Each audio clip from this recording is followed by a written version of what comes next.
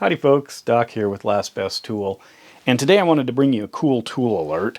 The Snap-on striking scrapers. I absolutely love these things. I had mentioned them in a previous video, I don't remember which video, but I thought I'd add a little more detail to it. First of all, many of you use Snap-on Pry Bars, and these just are essential, just amazing.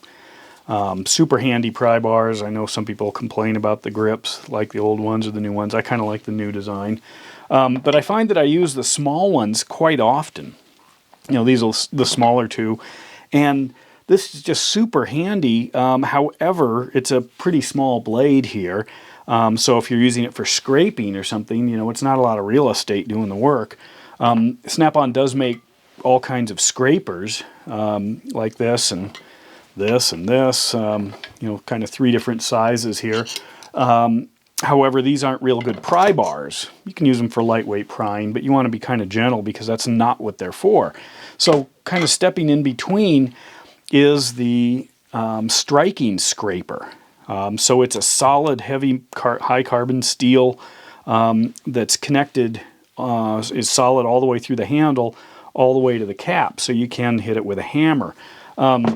Some of you use things like these painter's tools.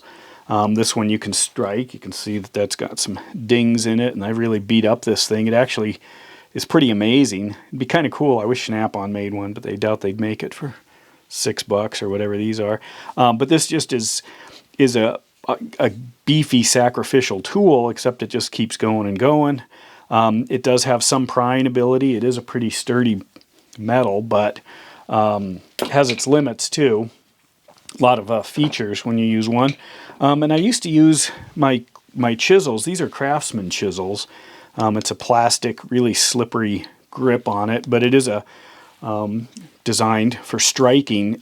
However, the blade is very, very sharp, and it's more of a precision instrument than it is a blunt instrument. And these are a little more blunt. In fact, they're not sharp at all. It's a pretty thick edge there, so you're not going to be cutting yourself. You can on the corners, and I did on one of these polish it up a little bit on the grinder. Might be this one, so it's a lot sharper. It also has a taper on the end.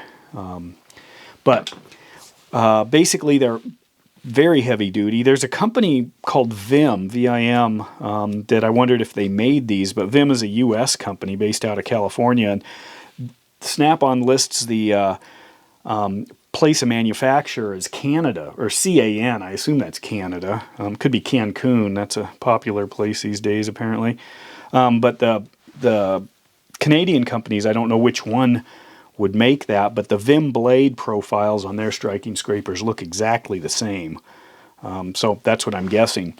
So basically there's a set of them, actually two sets of them, and they come in according to width, and there are two double bevel styles, so I'll go over these. Basically what you're looking at here is a 1/2 inch thick, or 1/2 inch wide blade, a 3/4 inch wide blade, a 1 inch wide blade, a little over 1 1/8 with the double bevel. And this one here is a 1 1/2, and then finally the 2 inch. The double bevel, what that's designed for, these are striking scrapers, so you know, most of the time you'd think, well, you know, be banging on the end of it.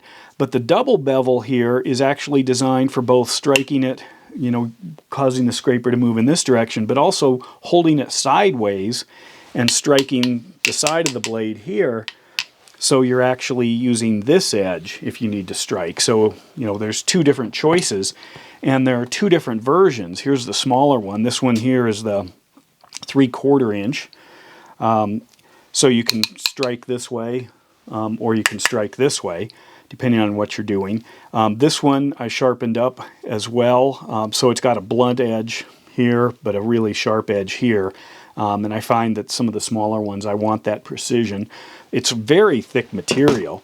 In fact, let me measure this for you here. This is a, what do we have here? So there's .155 inches, whatever the heck that is. I like the metric system. 155 is okay. Divide 16, carry the 1. It's a little less than a 1/16 of an inch and a bunch more than a 32nd of an inch, whatever that. Let's just use metrics. That's going to be a lot easier. Grab my metric here, and it is 4 millimeters. So that's how thick they are. Let's see if the bigger ones are the same. That's about 4.2 millimeters on that one, which is plenty strong for some pretty significant prying, especially considering that this carries out in the same thickness, I assume, all the way through the handle to the very end. What I like about them is it is a combination, kind of a chisel pry bar. You don't want to do that with your precision ones. You'll chip the teeth or chip the blade at the end and mess them up. These are designed to be messed up. In fact, these two I've beat on a lot. I guess this guy, the smaller ones seem to get most of the work. And just, hammered on these with all kinds of different jobs. I use them in tiling. I use them in woodwork. Generally, if I'm grabbing a handful of tools to go head out on a project, whether it's building a fence or working on a car, one of these is in my bag because I always find uses for it. The set, they're not cheap. They sell them individually or in sets of 3, and they've got like the 3 bigger ones like this is one set, and then like 3 smaller ones here. I guess those 2 are the same. Something like this might be a set. And overall, even though they're on the pricier side, I just love them. And this thing, you can actually just dismantle stuff as well. While I may want to use like a pry bar for some demo work, if I'm trying to do anything with precision, that's where I end up going to one of these as well.